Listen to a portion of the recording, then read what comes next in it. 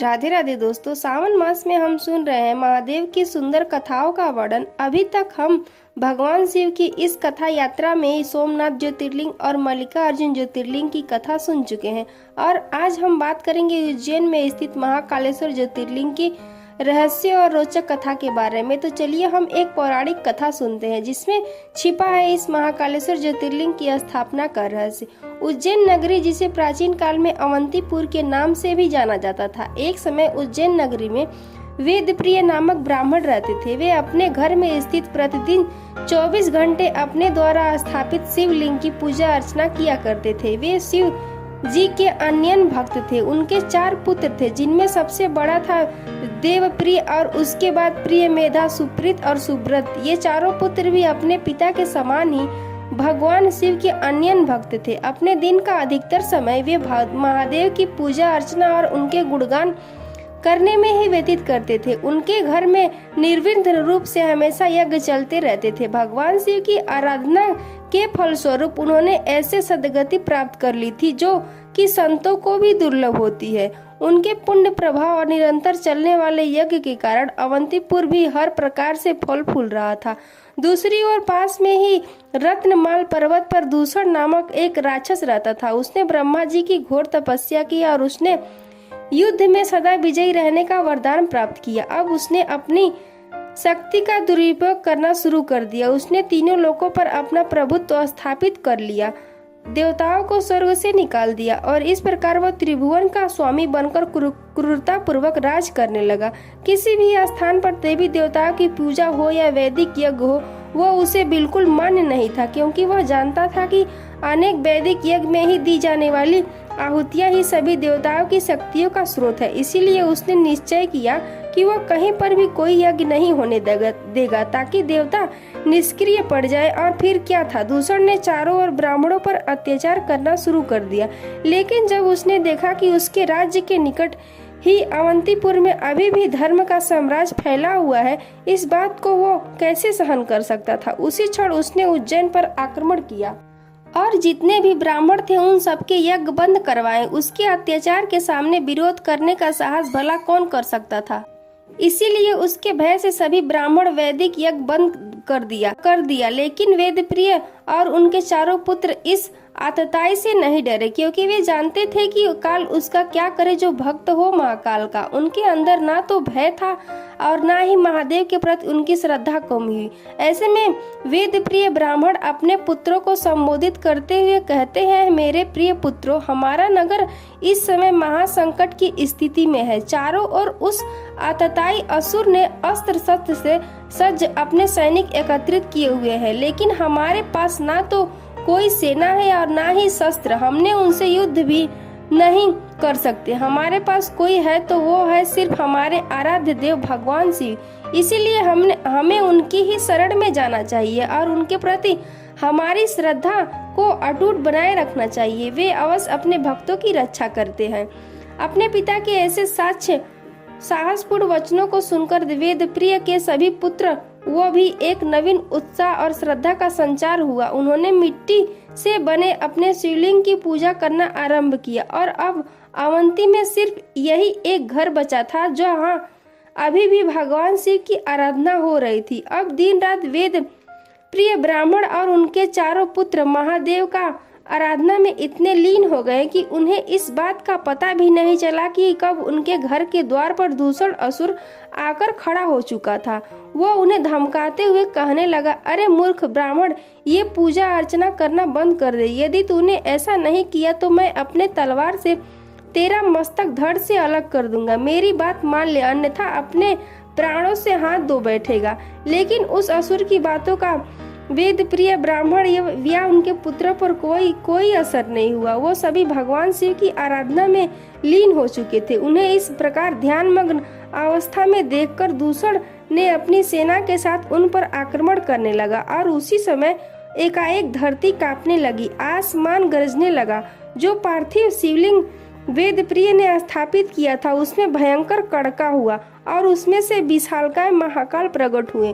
सिंहनाद करते हुए उन्होंने उस असुर से कहा, अरे मूर्ख, तूने मेरे भक्तों पर अत्याचार किया है। तुझे क्या लगा वे निसहाय है? नहीं, अब जा, जितनी तीव्रता से भाग सकता है भाग ले और अपने प्राणों को बचा ले।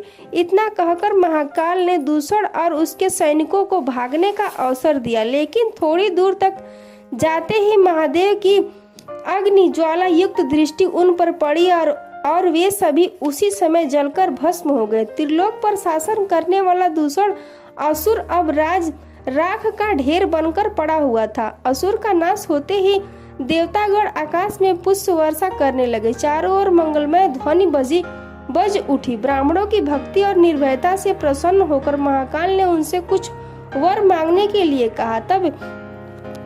तब वेद प्रिय ब्राह्मण ने महादेव से विनती की कि हे शंभु, आपके दर्शन मात्र से हमारी सभी मनोकामनाएं पूर्ण हो गई हैं। हमारी यही इच्छा है कि आप हमें इस भौतिक जगत से मुक्ति प्रदान करिए, और दूसरा यह है कि जिस शिवलिंग को हमने आराधना की है और जिसमें से आप प्रकट हुए हैं, उसमें आप सदा सदा के लिए विराजमान रहिए और सृष्टि के जीवों का कल्याण करिए।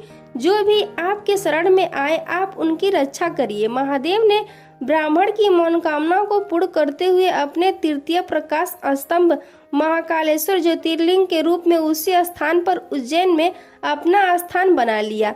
नैमिषारण्य में एकत्रित हुए शौनक आदि ऋषियों को महाकालेश्वर ज्योतिर्लिंग का महत्व बताते हुए श्री सूत गोस्वामी जी कहते हैं, जो भी व्यक्ति महाकालेश्वर के दर्शन करता है, उसे स्वप्न में भी कोई दुख नहीं आता। सभी इच्छाएं की पूर्ति के साथ साथ वह व्यक्ति मोक्ष प्राप्त करता है। रामायण के अनुसार श्री राम और माता सीता ने अपने स्वर्गीय पिता दशरथ महाराज का पिंडदान इसी स्थान पर किया था। भगवान श्री कृष्ण और बलराम जी ने अपने गुरु संदीपनी ऋषि से शिक्षा इसी स्थान पर प्राप्त की थी।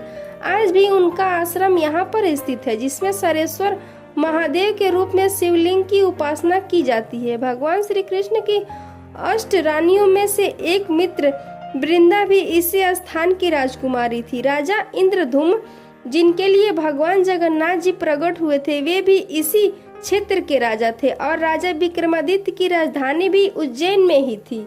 श्री रूप गोस्वामी कहते हैं कि धरती पर ऐसे 7 तीर्थ हैं जो कि मोक्ष प्रदान करते हैं, और ये 7 तीर्थ हैं अयोध्या, मथुरा, द्वारिका, कांची, माया, काशी और अवंतिका। यही नहीं, उज्जैन नगरी कई अन्य कारणों से भी बहुत महत्वपूर्ण है। जब पक्षीराज गरुड़ अमृत का कलश लेकर अपनी सौतेली माता कद्रू के पास जा रहे थे, तो मार्ग में उन्होंने 4 स्थानों पर कलश रखा था और इन स्थानों पर कलश से अमृत की कुछ बूंदें छलक गई थी। ये 4 स्थानों में से अवंतिका यानी उज्जैन भी एक है। इन चारों स्थानों पर महाकुंभ का आयोजन होता है। भगवान विष्णु की कृपा से उज्जैन में क्षिप्रा नामक एक नदी प्रकट हुई। यदि कोई इस पवित्र पावन क्षिप्रा नदी में स्नान करके फिर महाकालेश्वर ज्योतिर्लिंग का दर्शन करता है, तो उसे सभी 12 ज्योतिर्लिंगों के दर्शन करने का फल प्राप्त होता है। जब विक्रमादित्य अपनी राजधानी अवंतिका में निवास करते थे, तो उन्हें यह अनुभव हुआ कि साक्षात महाकाल यहाँ विराजमान है। इसीलिए उन्होंने घोषणा की कि उज्जैन के राजा वे नहीं बल्कि महाकाल हैं। इसके पश्चात राजा विक्रमादित्य ने केवल दिन के समय ही उज्जैन नगरी में रहकर अपना राजपाट का कार्य करते थे और सूर्यास्त होते ही शयन करने के लिए उज्जैन से प्रस्थान कर जाते थे। उनके वंशजों ने भी इस प्रथा का अनुगमन किया। उज्जैन में स्थित ये मंदिर विश्व का ऐसा शिवलिंग है जो दक्षिण मुखी में स्थापित है। यहाँ भस्म आरती की विशेष परंपरा है, जो अपने आप में बहुत अनोखी है। यहाँ प्रतिदिन भगवान शिव को विभिन्न रूपों में श्रृंगार किया जाता है। यह मंदिर इस ब्रह्मांड का केंद्र बिंदु पर स्थित है, और इसका प्रमाण यह है कि उज्जैन से सोमनाथ की दूरी है 777 किलोमीटर, ओंकारेश्वर की दूरी है 111 किलोमीटर, भीमाशंकर की दूरी है 666 किलोमीटर, काशी विश्वनाथ, बैजनाथ और मल्लिकार्जुन की दूरी है 999 किलोमीटर, केदारनाथ की दूरी है 888 किलोमीटर, त्र्यंबकेश्वर और घुमेश्वर की दूरी है 555 किलोमीटर और रामेश्वर की दूरी 1999 किलोमीटर है। ये आंकड़े यही कहते हैं कि उज्जैन न सिर्फ भारत का बल्कि संपूर्ण ब्रह्मांड का केंद्र बिंदु है। और इसका प्रमाण वराह पुराण में भी मिलता है। महाकालेश्वर ज्योतिर्लिंग संपूर्ण ब्रह्मांड की नाभि पर स्थित है। तो ये थी आज के महाकालेश्वर ज्योतिर्लिंग की सुंदर पौराणिक कथा। अगर ये कथा आपको अच्छी लगी है तो एक लाइक जरूर कीजिए।